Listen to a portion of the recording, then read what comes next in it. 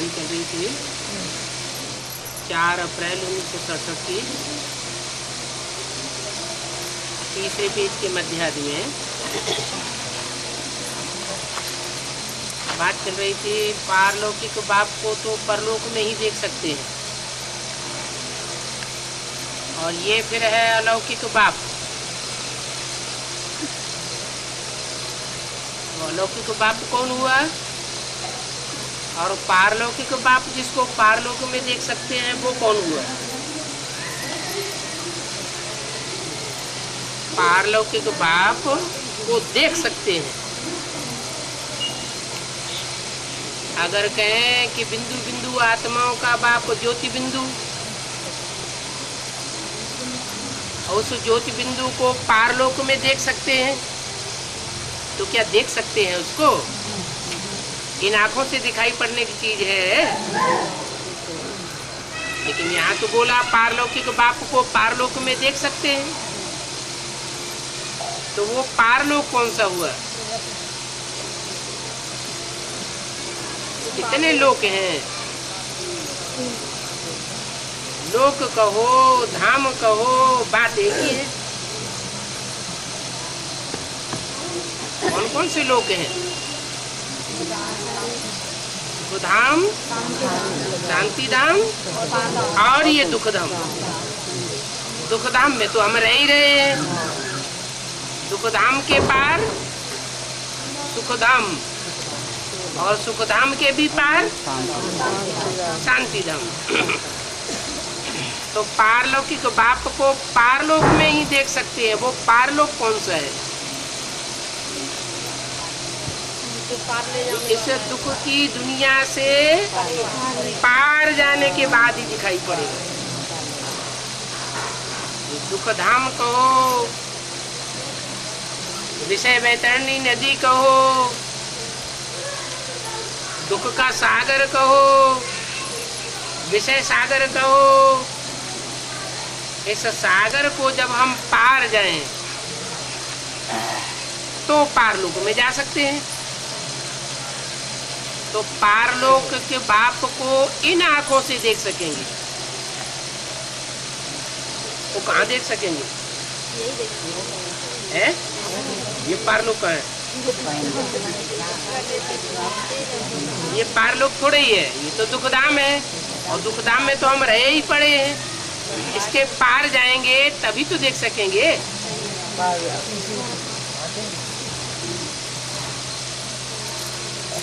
बोला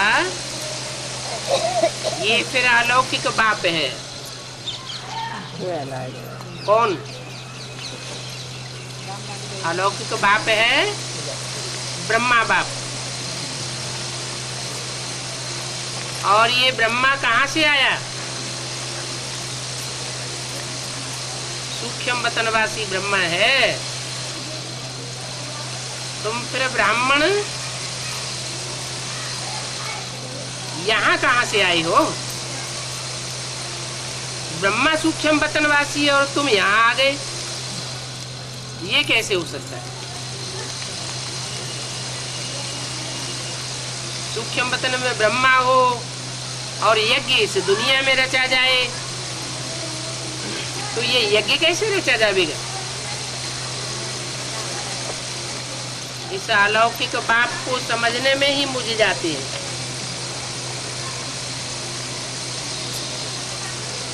वो ब्राह्मण तो फिर भी कहेंगे कि निराकार है। पारलौकिक बाप क्या है? निराकार है। और तुम क्या कहेंगे? वो निराकार इस साकार में आता है, परंतु कभी हम निश्चय बुद्धि होते हैं तो दिखाई पड़ता है, अनिश्चय बुद्धि होते हैं तो दिखाई नहीं पड़ता है। वो कह देते हैं लिंग है, वो फादर है। जो लिंग है वो भी फादर है, जो लिंग के अंदर बिंदु है वो भी फादर है। लेकिन अंतर क्या है दोनों में? जो लिंग है वो साकार की यादगार है, वो इस लोक में भी है, और जो बिंदु है वो पारलौकिक बाप की यादगार। वो पारलौकिक बाप जब हम इस दुनिया से पार चले जाएंगे, दुख की दुनिया से परे चले जाएंगे, तो हम उसे भी देखेंगे। तुम कहेंगे वो बिंदी है, वो करके अखंड ज्योति व ब्रह्म भगवान कह देते हैं। अभी तो अनेक मत हैं और तुम्हारी तो एक ही मत है। एक द्वारा बाप ने मत देनी शुरू की, फिर देखो बुद्धि विस्तार होते होते कितनी बातें बढ़ती गई। तो तुम बच्चों को बुद्धि में रखना चाहिए कि हम तो अभी बिंदी बाप से पढ़ते हैं, हम सार की बातें लेते हैं, और दुनिया ने तो विस्तार की बातें उठाई है। शिव बाबा हमको डायरेक्ट पढ़ाते हैं। उस सार की बातें सुनने से हम पतित से पावन बन जाते हैं। बाप हमको पावन बनाए रहे हैं।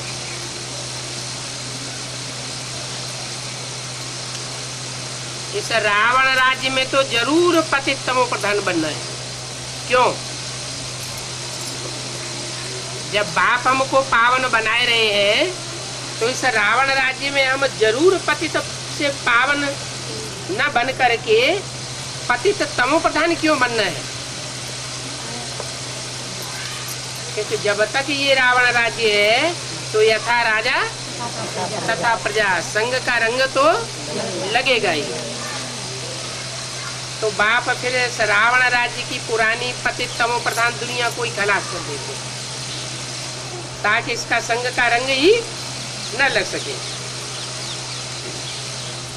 इस दुनिया का नाम ही है पतित दुनिया। सब दुखी है, और दुखी है तो बाप को याद करते हैं। अगर सुखी हो तो बाप को याद करने की दरकार ही नहीं। कहते हैं कि हमारे दुख हर करके हमको सुख दो। तो सब बच्चों का बाप एक ही है, वो सबको सुख देंगे। और नई दुनिया में तो सुखी सुख है।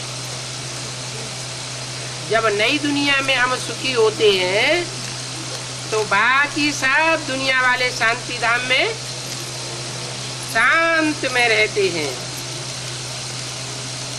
सब शांति धाम में इकट्ठे पड़े रहते हैं। तो देखो आज क्या है और कल फिर क्या होगा। जितना जितना नजदीक आते जाएंगे तो आज की दुनिया क्या है और कल की दुनिया क्या होगी, वो सब तुम देखते जाओगे।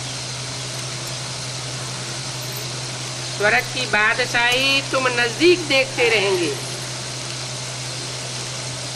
तुमको नजदीक दिखाई देगी और दुनिया वालों को देखने में ही नहीं आएगी। जैसे मुसाफिरी से लौटते हैं तो तुमको सिंध के बाग नजर आते थे। तो तुम बच्चों की बुद्धि में है कि अभी हम स्कूल में बैठे हैं और शिव बाबा इस रथ पर सवार होकर के आए हैं, और इतनी बड़ी दुनिया के बीच सिर्फ हमको पढ़ाते हैं। ये भाग्यशाली रथ है। और बाप आगेंगे भी जरूर एक ही रथ पर। इसको मुकर्रर रथ कहा जाता है। बागी रथ का नाम क्या है वो किसी को पता नहीं। यहाँ जब आकर के बैठते हो तो बुद्धि में ये याद रहता है कि शिव बाबा आए हुए, लेकिन भागीरथ का नाम किसी को पता नहीं है। ये कैसे कह दिया है? भागीरथ का नाम किसी को पता नहीं है, है? भाग्यशाली रथ है, मुकर्रर रथ है, उसका नाम किसी को पता नहीं है। पता तो जरूर होगा, लेकिन ये वाणी कब की है? वाणी है 67 की। तो जिस 67 में वाणी चलाई जा रही थी, उसी हिसाब से बाबा ने कहा कि जो भाग्यशाली रथ है, मुकर्रर रथ है, उसके नाम का किसी को पता नहीं। यहाँ जब आकर के बैठते हो तो तुम्हारी बुद्धि में भी ये याद रहना चाहिए कि शिव बाबा आए हुए हैं और हमको शशि चक्र का राज बतलाए रहे हैं। अभी नाटक पूरा होता है, अभी हमको जाना है वापस। ये बात बुद्धि में रखना कितना सहज है, परंतु ये बात भी बुद्धि में नहीं रहती। क्या इस दुनिया को छोड़कर अब हमें वापस घर जाना है? अगर ये बात बुद्धि में रहे तो इस दुनिया से भी वैराग आ जावे। लेकिन इस दुनिया से, देह और देह के संबंधों से, देह के पदार्थों से, मकान आदि से क्या नहीं आता? वैराग नहीं आता, और ही ममत्व बढ़ता जाता है। जबकि बुद्धि में है बाप आए हुए हमको ले जाने के लिए।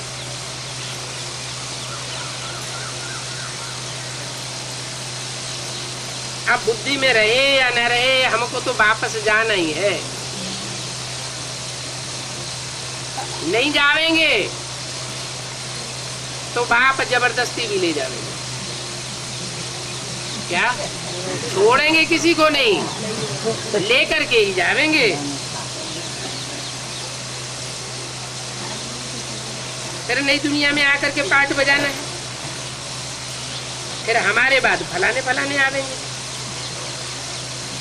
तुम जानते हो कि ये सारा चक्र कैसे फिरता है, दुनिया वृद्धि को कैसे पाती रहती है, नई से पुरानी और पुरानी से नई होती है। विनाश के लिए तैयारियां भी देख रहे हो। क्या तैयारियां देख रहे हो? कि कैसे कैसे एटम बम बन रहे हैं, लड़ाइयों के आसार दिखाई पड़ते जा रहे हैं। नेचुरल कैलेमिटीज भी होती है। जब एटम बम बन रहे हैं तो फटेंगे, और जब फटेंगे तो पृथ्वी का बैलेंस डोल जाएगा। पृथ्वी का बैलेंस डोलेगा तो क्या होगा? है पृथ्वी के अंदर जो आग धधक रही है, वो आग ज्वालामुखी फट करके बाहर निकल पड़ेगी। ज्वालामुखी फटता है तो जमीन डोल जाती है, भूकंप आता है तो बड़े बड़े महल माड़ियां अटारियां सब खलास हो जाती है। इन बाम से इतना काम हुआ जो फिर मनुष्यों को कोई भी लड़ाई करवाने की दरकार नहीं रहेगी।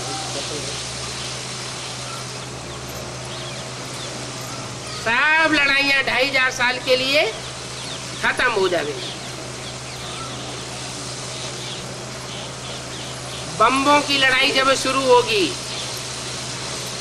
एटम बम फटते जाएंगे तो ये लश्कर आदि साथ छोड़ देंगे।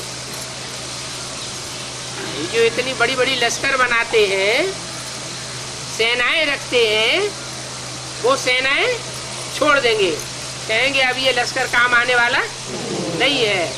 अब तो ये लड़ाई सारी कैसे होनी है?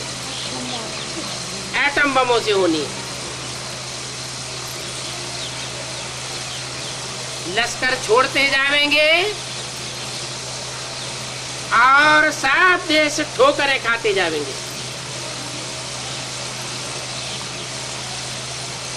फिर इतने मनुष्य सब जो सेना में भर्ती किए जाते हैं,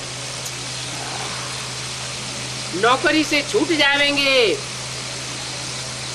तो भुखमरी तो पड़ेगी ना, भुखमरी पड़ेगी। अकाल भी पड़ेगा और मारामारी शुरू हो जाएगी। जब मारामारी शुरू होगी फिर कुछ बचने वाला नहीं। ये सब कुछ होने का है। पहले भारत में होगा, फिर इतने सिपाहियों आदि का भी क्या करेंगे। थोड़ी बहुत लड़ाइयाँ हो तो सिपाही कंट्रोल कर लेंगे। जब बहुत लड़ाइयाँ होंगी तो सिपाहियों की दरकार नहीं रहेगी, वो कंट्रोल नहीं कर पाएंगे। ये अर्थक्वेक होती रहेंगी क्योंकि बम्स गिरते रहेंगे और धरनी दौड़ती रहेगी। एक दो को मारते पीटते रहेंगे। ये सब खूनी ना खेल तो होना है। तो अपने दिल से पूछना चाहिए कि अभी हमको क्या याद पड़ता है। देह और देह के संबंधी ज्यादा याद आते हैं, देह के पदार्थ ज्यादा याद आते हैं, या ये दुनिया भूलती जाती है।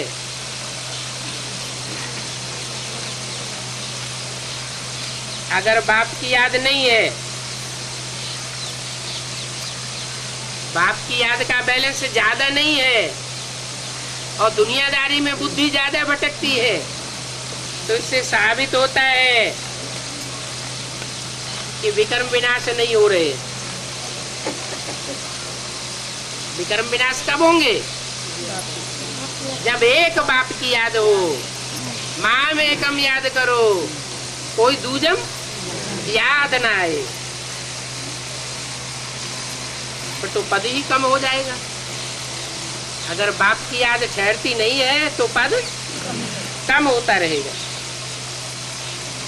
और सर्विस भी नहीं करते हैं, बाप को याद भी नहीं करते हैं, तो बाप के दिल पर भी नहीं ठहरेंगे। जो सर्विस नहीं करते हैं वो जरूर दूसरों को तंग करते होंगे।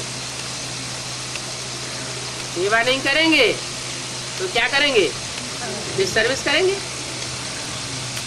औरों की डिसर्विस नहीं करेंगे तो अपने घर वालों की ही डिसर्विस करेंगे। घर में ही रोटते पीटते रहेंगे, बहुतों को तंग करते हैं। कोई तो बहुतों को आप समान बना करके बाप के पास ले आते हैं, तो बाबा भी ऐसे बच्चों को देख करके बहुत खुश होते हैं। ये बच्चा सर्वसेबुल है। अच्छा, मेरे होवनहार देवताओं के प्रति अपने बाप व दादा का प्यार, याद और गुड मॉर्निंग। छोटा सा रात्रि क्लास है। 5 अप्रैल 1967 का। बाप का परिचय जब तक नहीं है तब तक और सब बातें सुनाना फालतू है। क्या वो कोई संदेश देते हैं तो संदेश देते देते 4 औचित्रों का लंबा लंबा बखान कर देते। बाप क्या कहते हैं? ये सब लंबा लंबा सुनाने से अच्छा है सिर्फ एक बाप का गहराई से परिचय देना। अगर अलफ को नहीं समझा है तो कुछ भी नहीं समझेंगे।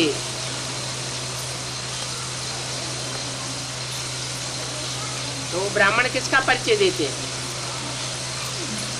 और तुमको किसका परिचय देना है?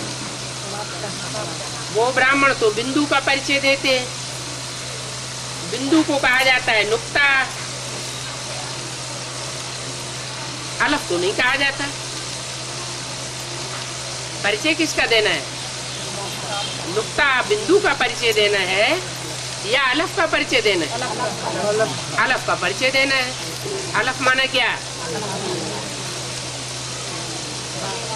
अलफ माना उर्दू का पहला अक्षर। क्या? जितने भी अक्षर हैं उनमें से पहला नंबर, उसको कहते हैं अलफ। खड़ा डंडा बना देते हैं, हो जाता है अलफ। बे, बड़ा डंडा बना देते हैं, हो जाता है बे। कहते हैं अलफ को मिला अल्लाह, बे को मिली बादशाही। तो कौन को अल्लाह मिला? कौन हुआ अलफ? वो ब्राह्मण कहेंगे ब्रह्मा बाबा को अल्लाह मिला। अब ब्रह्मा बाबा को अल्लाह मिला क्या हार्ट फेल करने के लिए? अल्लाह इसलिए मिलता है।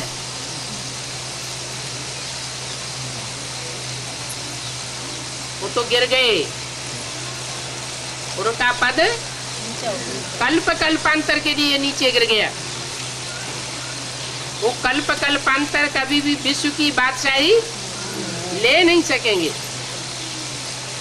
वो तो बे माना ब्राह्मणों की दुनिया की बादशाही उनको मिल गई। यज्ञ के आज की बात है। यज्ञ के आज में स्थापना के साथ साथ जब यज्ञ कुंड से विनाश ज्वाला प्रज्वलित हुई तो प्रजापिता और ब्रह्मा के बीच में अर्थात दोनों भागीदारों के बीच में झगड़ा शुरू हुआ। एक था अलफ और दूसरा था बे। अलफ को ये पक्का निश्चय था मुझे तो परमात्मा बाप मिल गया, और बे ब्रह्मा बाबा को यज्ञ की संभाल की बादशाही मिल गई।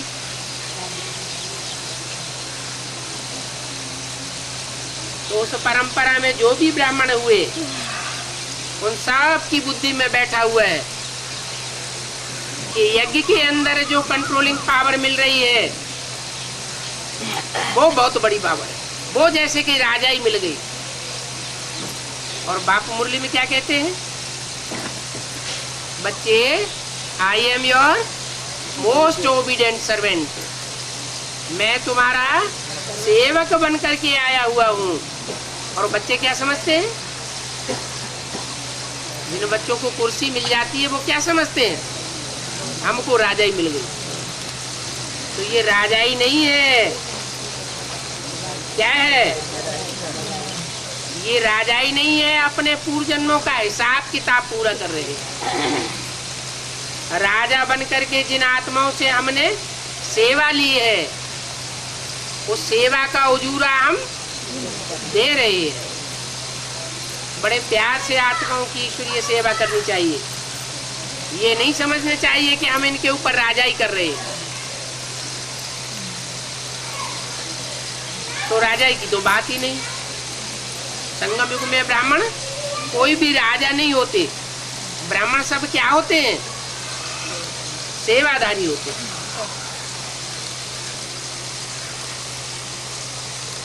तो जिन्होंने अलफ को नहीं समझा है वो फिर उल्टा ज्ञान उठाते हैं। अलफ अर्थात वो आत्मा जो आदि से लेकर अंत तक ज्ञान यज्ञ में खड़ी रहती है, गिरती नहीं है, अपना पूरा पदमान मर्तबा बाप से लेकर के छोड़ती है, पूरा वर्षा लेती है। ये कहते हैं अलफ को नहीं समझा तो कुछ भी नहीं समझा। कोई को भी समझाओ तो पहले अलफ का पूरा परिचय देना चाहिए। कौन है अलफ? जो आदि से अंत तक खड़ा रहता है और साथ में गिरता नहीं, अनिश्चय बुद्धि कभी होता नहीं। सब आत्माएं निश्चय निश्चय में आती रहती है, अनिश्चय के चक्कर काटती रहती है। सब सितारे अपना स्थान छोड़ देते हैं। एक ही सितारा है जो कभी भी अपना स्थान नहीं छोड़ता। उसको कहते हैं ध्रुव तारा। उस ध्रुव तारे के आसपास सारे ही सितारे चक्कर काटते हैं, वो कोई का चक्कर नहीं काटता। तो जो कोई का नहीं चक्कर काटता, उसी के द्वारा सुप्रीम सोल बाप आकर के बाप भी बनते हैं, टीचर भी बनते हैं। कैसा टीचर बनते हैं? ऐसा टीचर बनते हैं जिसको कोई टीच नहीं कर सकता। वो सारी दुनिया को पढ़ाई पढ़ाने वाला है, लेकिन उसको कोई पढ़ाई पढ़ा ही नहीं सकता। तो अलग का परिचय देने के लिए फार्म भरवाया जाता है कि पता पड़े कि ये समझने वाला मनुष्य किस प्रकार का है। जो गीता पाठी आते हैं उनको सिर्फ कहना है कि बाप कहते हैं मुझे याद करो। तो उनसे पूछो, गीता पाठी ब्राह्मणों से, तुम किसको याद करते हो? है? तो क्या बतावेंगे? वो बतावेंगे हम कृष्ण भगवान को याद करते हैं। अब कृष्ण भगवान है, राम भगवान है या देवताएं हैं? वो तो देवताएं हुए। जो देवताएं हैं उन देवताओं को देवता किसने बनाया? गीता में तो ज्ञान दिया हुआ है, नर ऐसी करनी करे तो नर से नारायण बने, नारी ऐसी करनी करे तो नारायणी बने। ये कर्म की थ्योरी किसने सिखाई है? भगवान बाप ने सिखाई। तो रामकृष्ण जो देवताएं हुए, उनको रामकृष्ण जैसा देवता बनाने की पढ़ाई किसने पढ़ाई होगी ना? उन्होंने खुद तो नहीं पढ़ी, तो वो पढ़ाई पढ़ाने वाला कौन है? ये उनको बताना पड़े कि कृष्ण गीता का भगवान नहीं है। ये तो रही दुनिया वालों को पढ़ाने की बात। ब्राह्मणों की दुनिया में अगर कोई गीता पाठी मुरली पढ़ने वाले आते हैं तो उनको क्या बताना है? उनको भी सिर्फ कहना है बाप को याद करो। फिर पूछो तुम्हारा बाप कौन है जिसको तुम याद करते हो? तो कहेंगे बिंदु आत्मा, सुप्रीम सोल। अच्छा, सुप्रीम सोल बाप है तो वो गीता ज्ञान दाता कैसे बनता है? तो कहेंगे ब्रह्मा के द्वारा गीता सुनाता है। ब्रह्मा के द्वारा गीता सुनाता है तो जो गीता सुनाता है उसमें कहता है ना कि कृष्ण गीता का भगवान नहीं है। गीता का भगवान शिव भगवान है। तो जिसके द्वारा गीता सुनाता है, क्या वो कृष्ण की सोल नहीं है? किसकी सोल है? जो मुरली सुनाता है, वो मुरली सुनाने वाला किसके द्वारा मुरली सुनाता है? ब्रह्मा के द्वारा मुरली सुनाता है। वो ब्रह्मा अंतिम जन्म में कौन सी आत्मा है? है? उस आत्मा का पहले जन्म का नाम क्या है? कृष्ण नाम है ना। तो कृष्ण को तुम गीता का भगवान मानते हो ना। गीता का साकार भगवान तुम्हारी दृष्टि में कृष्ण ही तो है ना। कृष्ण के अलावा साकार में कोई दूसरा भगवान तो नहीं मानते ना। तो उनको बताओ, तुम तो खुद ही गलत रास्ते पर हो, तो दुनिया को कैसे बताओगे कि गीता का भगवान कृष्ण नहीं है, गीता का भगवान शिव है? फिर बताना पड़े। कृष्ण की गीता से दुनिया नरक बनती है और शिव की गीता से दुनिया स्वर्ग बनती है।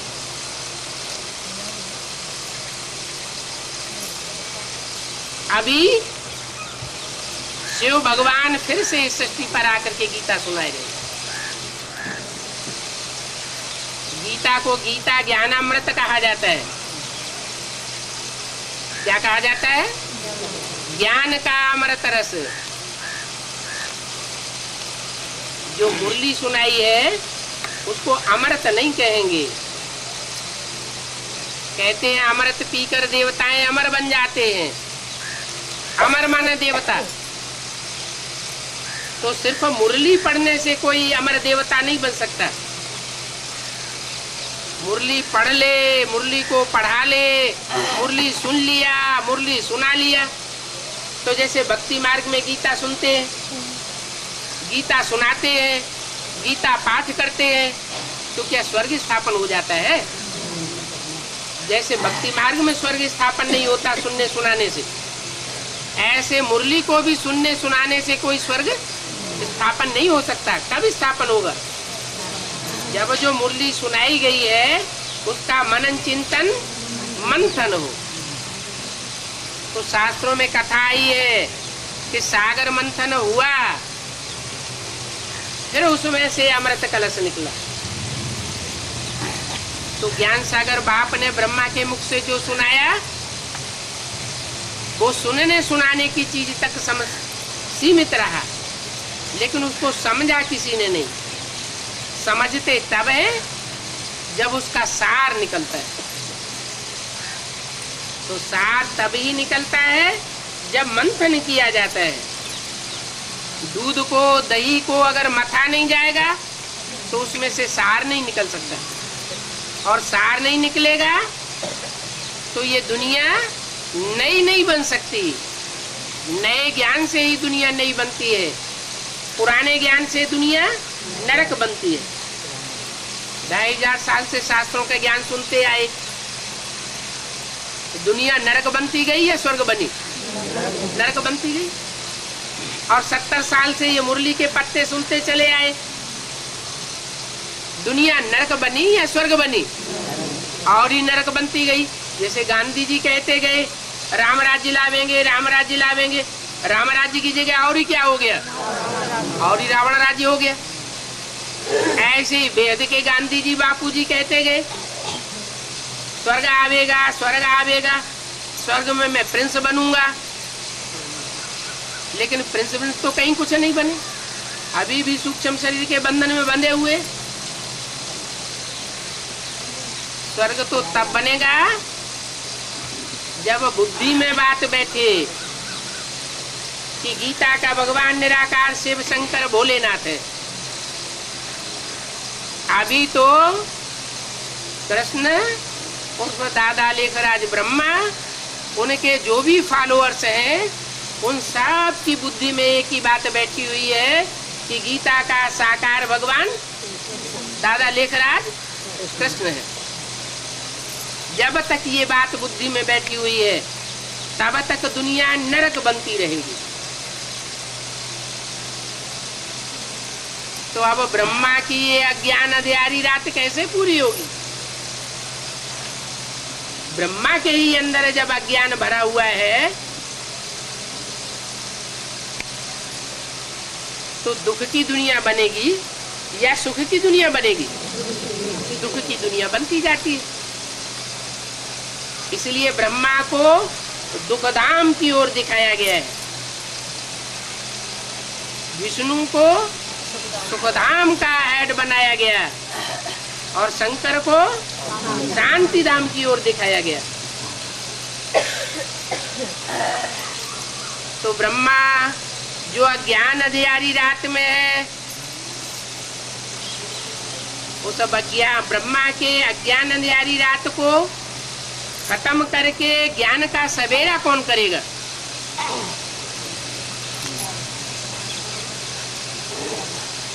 जरूर जिसकी बुद्धि में ये बैठा हो कि गीता का भगवान शिव है, गीता का भगवान कृष्ण नहीं हो सकता, जो खुद कभी अनिश्चय बुद्धि में ना आता हो। ब्रह्मा के लिए तो बोला कि सबसे जास्ती जन्म मरण के चक्र में ब्रह्मा की सोल आती है, माने ब्रह्मा की सोल निश्चय अनिश्चय के चक्र में सबसे जास्ती आती है। अभी अभी निश्चय बुद्धि, अभी अभी अनिश्चय बुद्धि, अभी अभी ज्ञान सूर्य शंकर के रूप में पाठ बजाने वाले मस्तक पर विराजमान होकर के पाठ बजाती, और अभी अभी अनिश्चय पैदा होता है तो गुलजार दादी में जाके पाठ बजाती।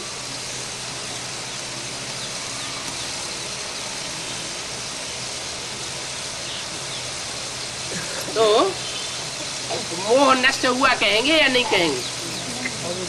मोह तो नष्ट नहीं हुआ। इतनी ब्रह्मा कुमारियां हैं, उनमें गुलजार दादी का ही तन क्यों चुना?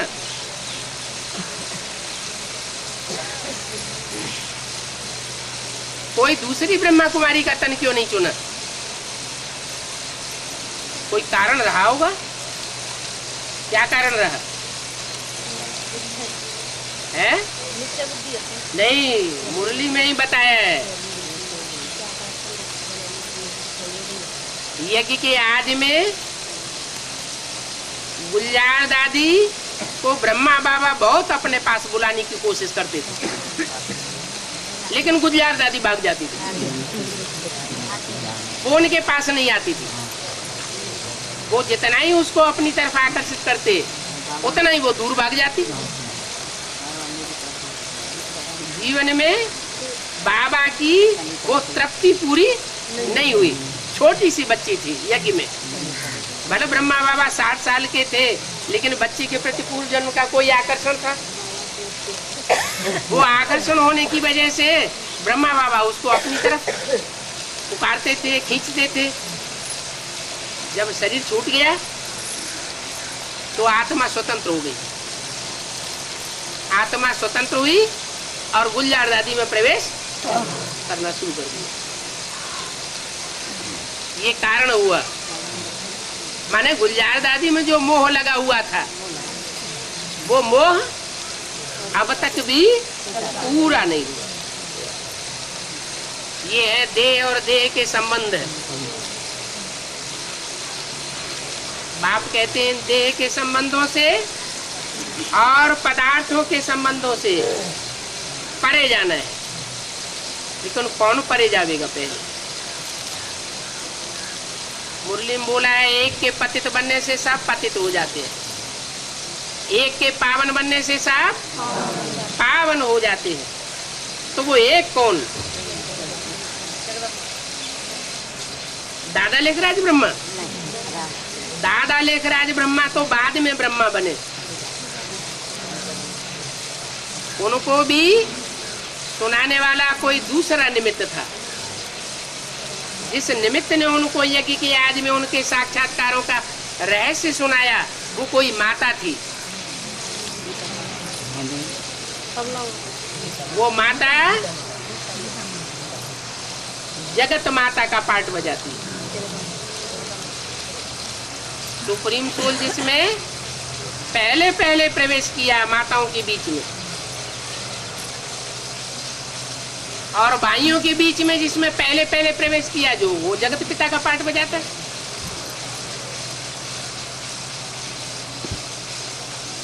तो ये बात जगत पिता के लिए लागू होनी चाहिए। क्या बात?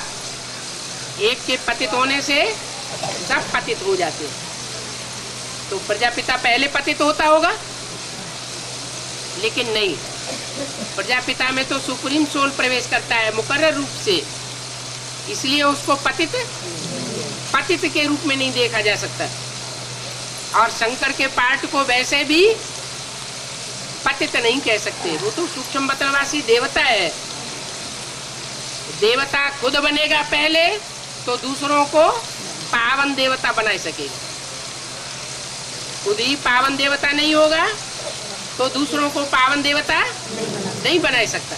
डॉक्टरों को बनाने के लिए डॉक्टर चाहिए, इंजीनियर को बनाने के लिए इंजीनियर चाहिए, वकील को बनाने के लिए वकील चाहिए, तो देवता बनाने के लिए देवता चाहिए। देवता महादेव कहा जाता है, और उस महादेव के द्वारा शिव भगवान आकर के सारी ब्राह्मण सृष्टि को ब्राह्मण से बदल करके देवता बनाते हैं। पहला पहला ब्राह्मण कौन बनता है? जो ज्ञान लेता है। प्रजापिता से पहले पहले किसने ज्ञान लिया? माता ने लिया। तो जिम्मेवारी हो जाती है उसको पहले पति से पावन बनना पड़े, बनाना पड़े। माता के बगैर सारी दुनिया का उद्धार नहीं हो सकता। और वो माता तो फिर ब्रह्मा बाबा की भी माता है। ब्रह्मा बाबा को टाइटल ब्रह्मा का तब मिला जब वो माता यज्ञ में से शरीर छोड़ गई, नहीं तो पहले ओम मंडली नाम था। ये ब्रह्मा मंडली नाम था, ब्रह्मा का नाम निशान भी नहीं था यज्ञ के आदि में। जब वो माता यज्ञ छोड़ करके चली गई तो उसका टाइटल दादा लेखराज ब्रह्मा को मिल गया। और ब्रह्मा के रूप में वो संसार में जब प्रसिद्धि हुए, वो तब की बात है जब माउंट आबू में ब्रह्मा कुमारी ईश्वरीय विश्वविद्यालय खुल गया। सिंध हैदराबाद में ओम मंडली विख्यात थी, ब्रह्मा कुमारी विद्यालय विख्यात नहीं था। ये ब्रह्मा कुमारी विद्यालय नाम कब पड़ा?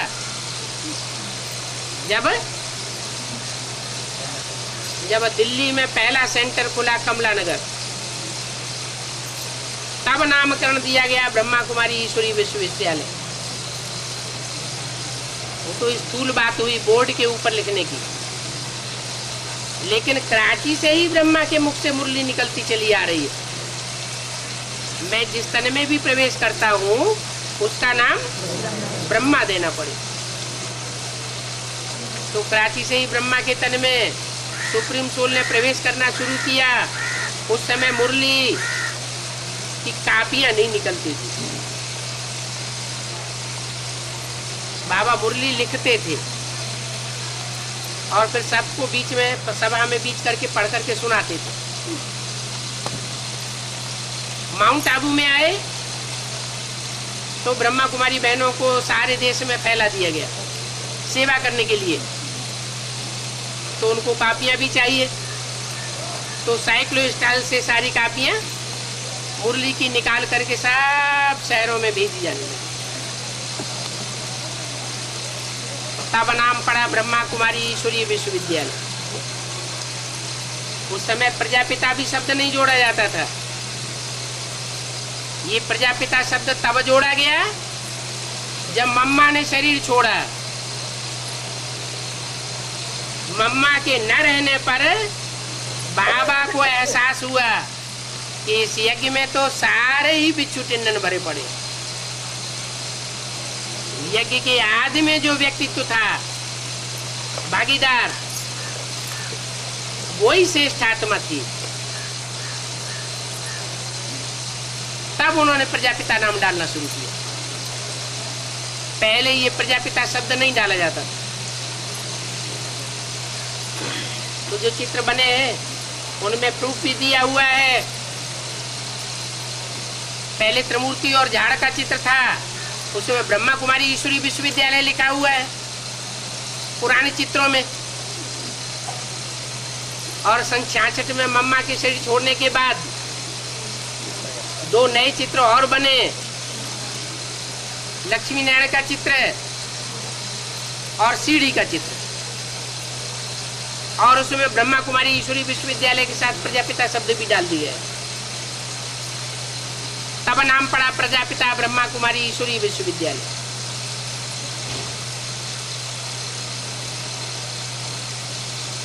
जब ये नामकरण हुआ तब ब्रह्मा की बुद्धि में भी ये ससोपंज था कि यज्ञ के आदि में जो व्यक्तित्व था, क्या वो ही परमात्मा का रूप था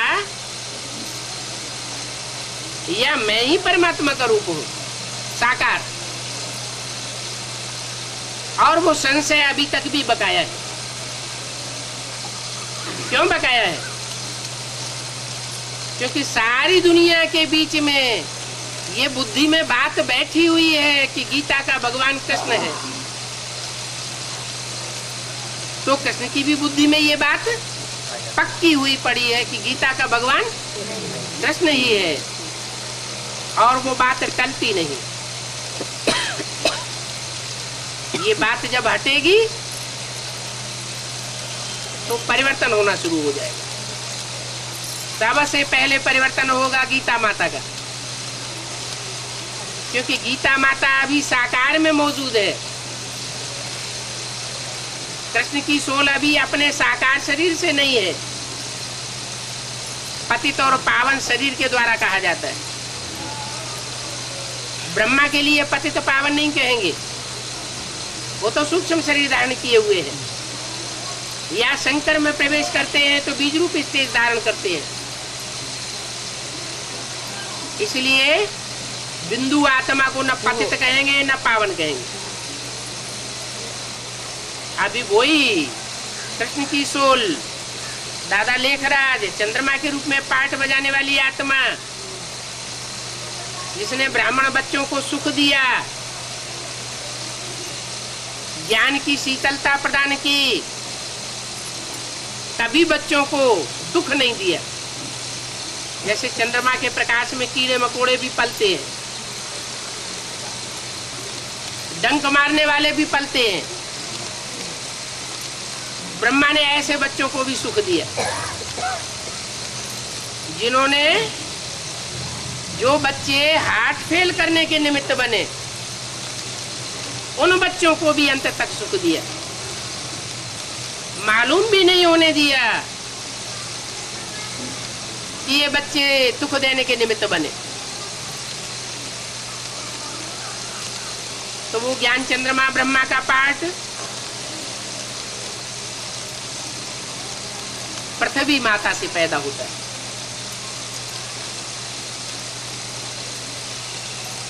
कहते हैं जब नई सृष्टि की शुरुआत हुई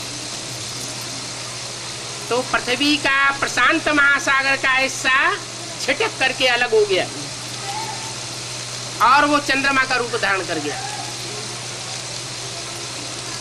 तो चंद्रमा किसका बच्चा हुआ है? पृथ्वी माता का बच्चा हुआ। और ज्ञान में भी ज्ञान चंद्रमा की पैदाइश किससे हुई है? धरणी माता है, उसी से हुई। तो वो धरणी माता कहो, पृथ्वी माता कहो, वो सारे जगत की माता है, वो जगदम्बा है। शास्त्रों में भी लिखा हुआ है द्यावा पृथ्वी, पृथ्वी माता है और द्युलोक पिता है। मना आकाश पिता है, संकल्प मात्र भी विरोधाभास न हो। वाचा से विरोध करना, कर्मेंद्रियों के कर्मों से विरोध करना, ये तो बहुत बड़ी बात हो जाएगी। क्या बाप जो चाहते हैं वही चाहना बुद्धि के अंदर रखनी है। बाप का जो संकल्प वही संकल्प बच्चों के अंदर होना है, तब परिवर्तन होगा। तुम जानते हो कि इस वशीकरण मंत्र से किसको बस करना है? जो बाप का संकल्प वही मेरा संकल्प होगा तो माया अपने आप वशीभूत हो जाएगी। माया हमको बस में कब तक कर रही है?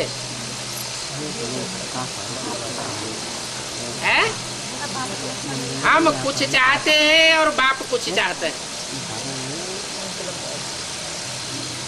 हमारी कुछ और इच्छा और बाप की कुछ और इच्छा। बाप कुछ और कर्म कराना चाहता है, हम कुछ दूसरा ही कर्म कर बैठते हैं। बाप कुछ और वाणी चलाना चाहता है बच्चों के मुख से, और बच्चे कुछ और ही बोल देते हैं। उस बोल से बाप की ग्लानि होगी या महिमा बढ़ेगी? बाप की ग्लानि होती। तो बाप ने माया बेटी को आर्डर दिया हुआ है, ये माया बेटी जो बच्चे मेरी मत पर नहीं चलते हैं उनको तुम खूब भटकाओ। ये माया फिर तुमको बस में कर लेती है। वशीकरण मंत्र तुमको मिला हुआ है कि माया को वशीभूत करो। ये माया को वशीभूत करने का मंत्र है कौन सा? मन मना भव। मन मना भव कहो या वशीकरण मंत्र कहो। ये माया क्या है ये भी कोई नहीं जानते। क्या क्या समझते हैं? माया क्या चीज है?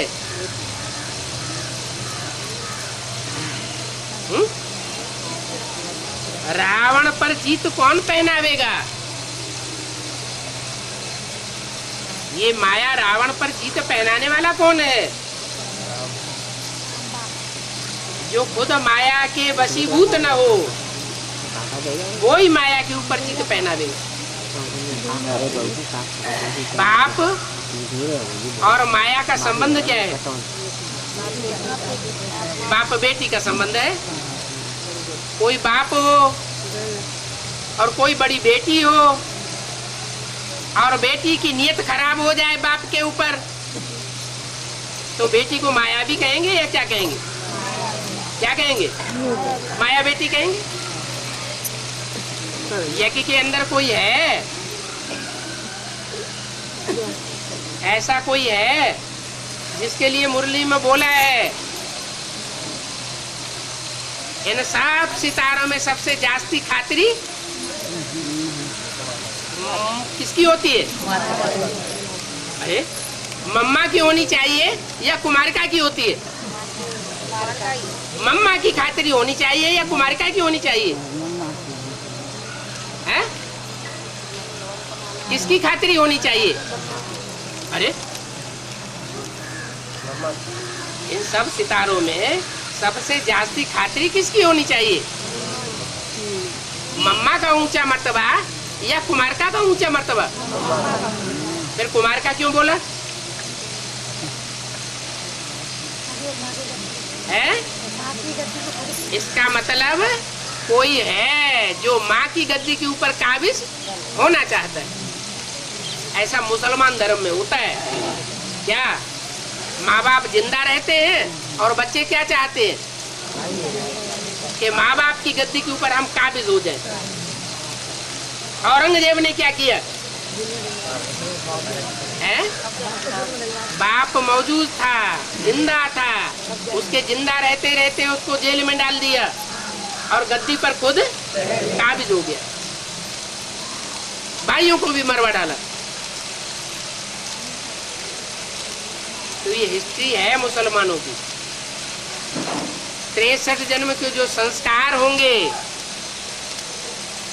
इस आखिरी जन्म में ब्राह्मण बनने के बाद वो संस्कार शूटिंग की रील में घूमेंगे या नहीं घूमेंगे?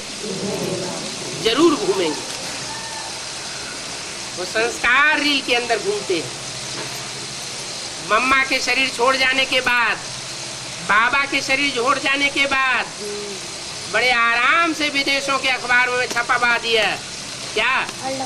World mother. वर्ल्ड मदर माना जगदम्बा। अब ये जगदम्बा मम्मा ओम राधे का टाइटल था या किसी और ब्रह्मा कुमारी का टाइटल होना चाहिए? ओम राधे का टाइटल था। दूसरा प्रूफ, सारे ब्राह्मण परिवार में पहले मम्मा और बाबा दोनों के चित्र लगाए जाते थे। कोई भी सेंटर में कोई भी गीता पाठशाला में। बाद में क्या हुआ? मम्मा के चित्र हटा दिए गए। ऊपर शिव बाबा और नीचे ब्रह्मा बाबा। ये मम्मा का चित्र किसने हटाया होगा? यथा राजा तथा प्रजा। जो फॉलोअर्स होंगे उन्होंने फॉलो किया होगा। तो माया को तुम्हें वशीभूत करना है इस वशीकरण मंत्र से। तुम्हारे अंदर ताकत आ जाएगी। क्या? कि तुम माया की मत पर नहीं चलेंगे। वो तथाकथित ब्राह्मणियां क्या कर रही है? किसकी मत पर चल रही है? माया की मत पर चल रही है। माया कहती है ऐसा हो नहीं सकता कि भगवान साकार में आया हुआ हो। और तुम क्या कहते हो? भगवान साकार में आया हुआ है। माया कहती है नहीं हो सकता, तुम कहते हो यही बात सच्ची है।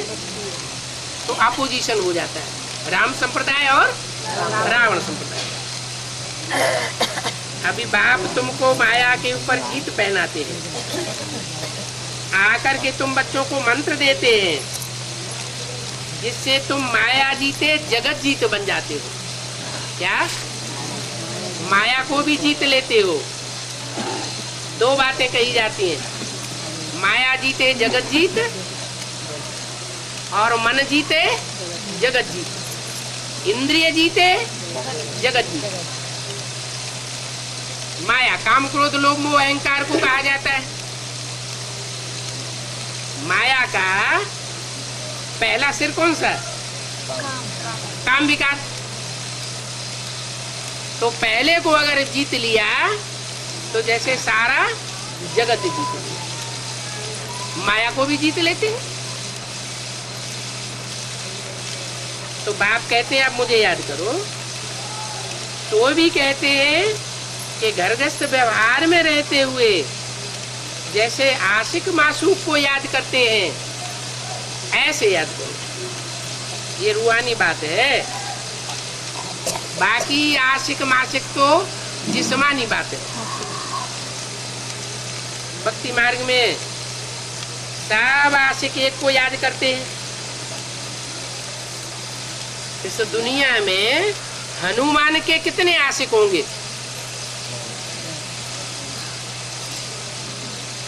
वो गिनती है?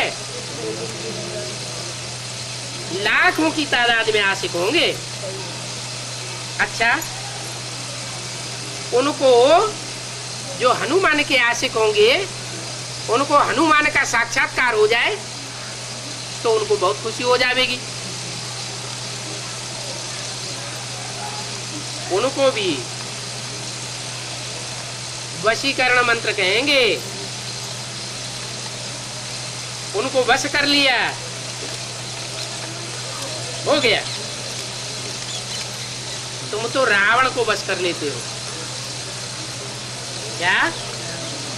काम जीते जगत जीत माना सारे रावण को, सारे रावण के पांचों मुखों को वश कर लिया।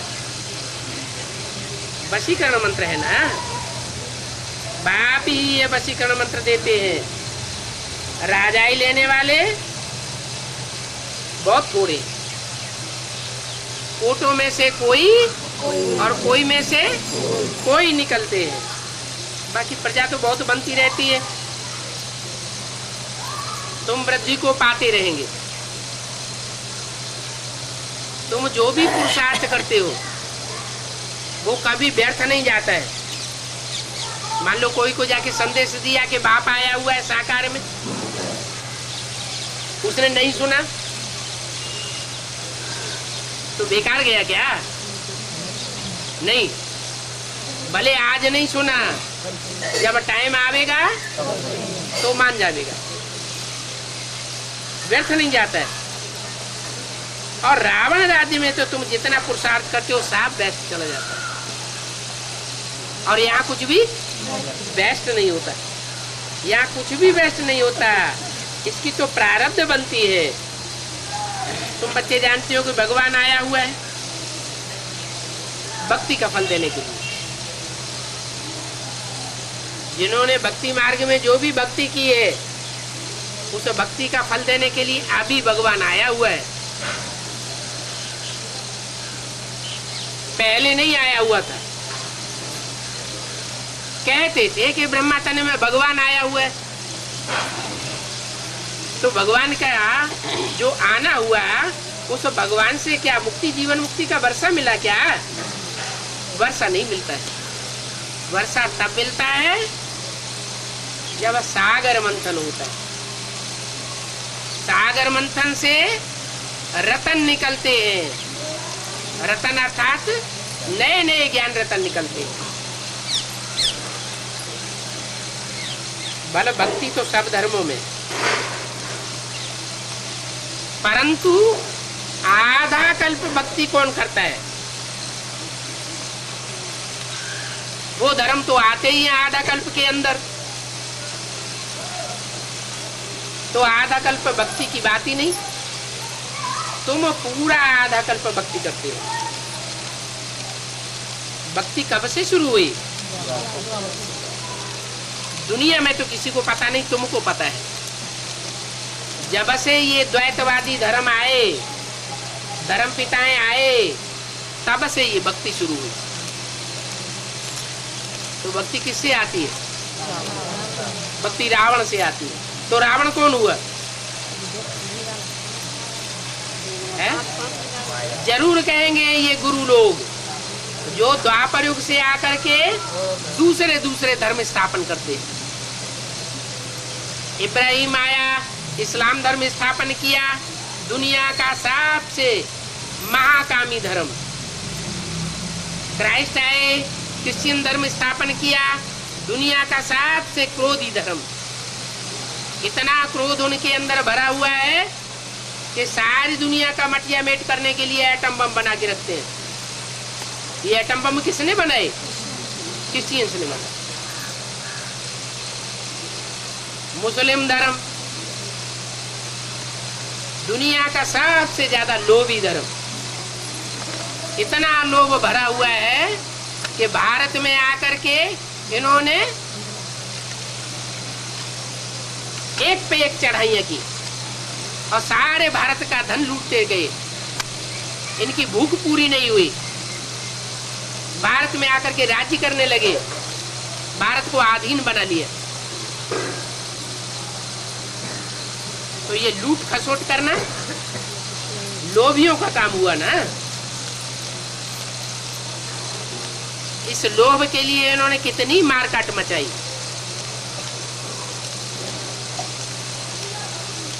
जैसे कोई घर में लोभी बच्चे होते हैं ना, तो अपनी इच्छाओं की पूर्ति करने के लिए, शराब पीने के लिए, स्मैक पीने के लिए क्या करते हैं? घर में ही मारकाट मचाते रहते हैं। अब ये बातें बाबा के बिना कोई समझा ही नहीं सकता। दिल में समझना चाहिए कि जो कुछ होता है कल्याण के लिए होता है, कुछ भी अकल्याणकारी नहीं है। हम पुरुषार्थ भी करते हैं ड्रामा के प्लान के अनुसार। बाप भी कहते हैं मैं आकर के पुरुषार्थ करवाता हूँ, ड्रामा प्लान अनुसार पुरुषार्थ करवाता हूँ। पुरुषार्थ करने के लिए मेरी मत पर तो चलना पड़ेगा। अगर मेरी मत पर नहीं चलेंगे तो पुरुषार्थ में आगे कदम नहीं बढ़ेगा। जो मत मैं दूं उसी पर चलो। और मत तो जो मैं देता हूं वो कल्याण करने के लिए देता हूं। क्या मेरी मत से कोई का भी कल्याण नहीं हो सकता। कोई पूछते हैं बाबा मकान बनाऊं, ऐसे ऐसे करूं?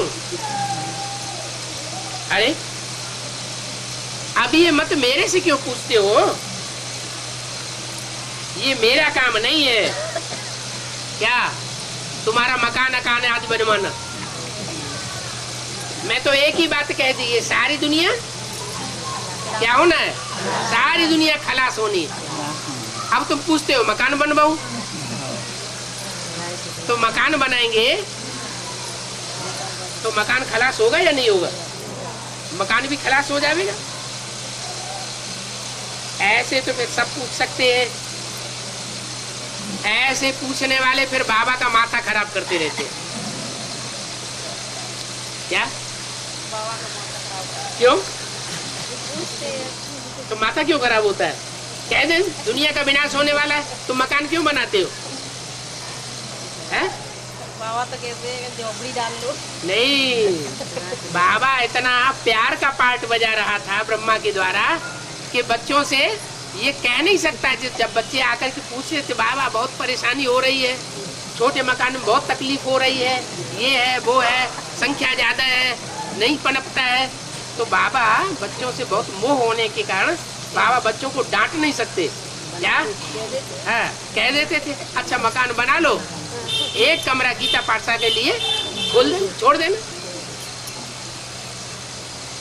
अच्छा, ओम शांति।